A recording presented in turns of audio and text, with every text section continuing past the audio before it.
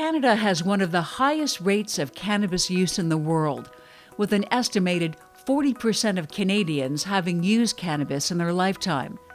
In Ontario, 22% of high school students and 34% of young adults use cannabis.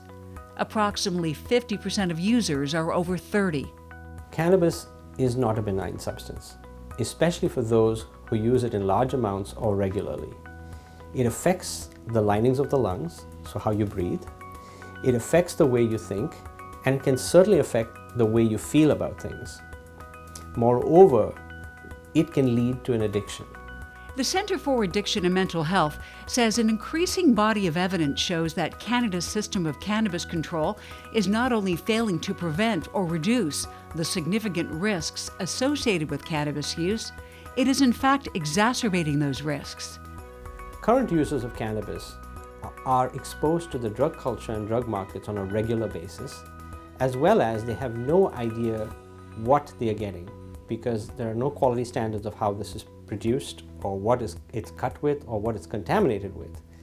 And so not only do they develop harm from the cannabis itself, but they can also develop harm from the other factors, both social as well as medical kind of contaminants that might be in the drug.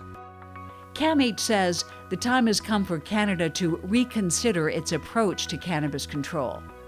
Evidence shows that legalization, combined with strict health-focused regulation, may be the most effective way to reduce the risk factors associated with cannabis. Legalization alone will not reduce the harms and health risks of cannabis. However, legalization is giving our governments and us as a society a chance to regulate cannabis. CAMH is offering 10 basic principles to guide regulation of legal cannabis use. These include a government monopoly on sales, establishing a minimum age for cannabis purchase and consumption, pricing that discourages use of higher harm products, a ban on marketing, advertising, and promotion, and an investment in education and prevention.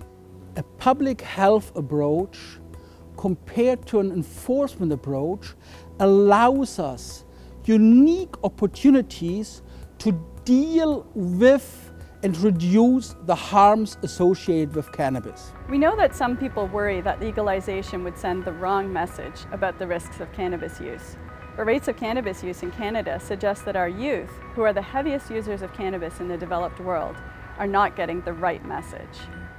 Legalization of cannabis use in Canada will allow us to strike the right balance between public health and control, and it will allow us to minimize the harms related to cannabis.